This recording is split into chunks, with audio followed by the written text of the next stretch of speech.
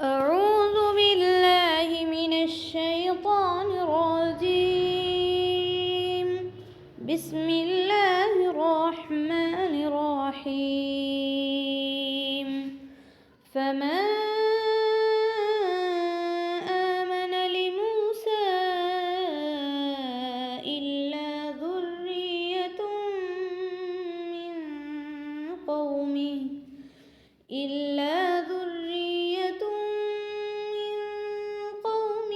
على خوف من فرعون وملئهم أن يفتنهم وإن فرعون لعال في الأرض وإنه لمن المسرفين. وقال موسى يا قوم إن كنتم آمنتم بالله فعليه توكلوا إن كنتم مسلمين. فقالوا على الله توكلنا ربنا لا تجعلنا فتنة للقوم الظالمين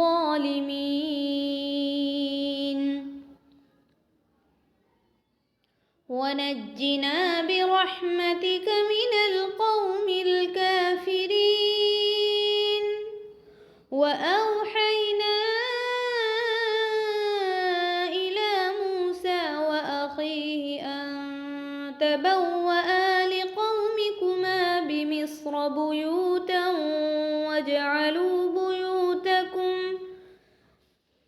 واجعلوا بيوتكم قبلة وأقيموا الصلاة وبشر المؤمنين. وقال موسى ربنا إنك آتيت فرعون وملأه زينة وأموالا في الحياة الدنيا ربنا ليضلوا عن سبيلك ربنا اطمس على أموالهم واشدد على قلوبهم فلا يؤمنوا حتى يروا العذاب الأليم.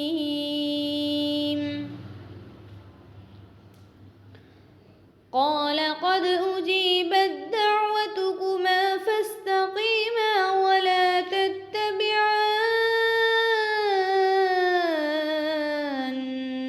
سبيل الذين لا يعلمون. وجاوزنا ببني إسرائيل البحر فأتبعهم فرعون وجنوده بغيا وعدوا حتى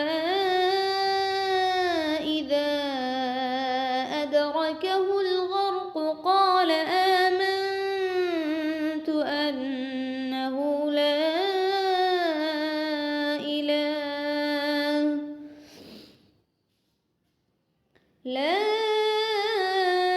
إله إلا الذي آمنت به بنو إسرائيل وأنا من المسلمين.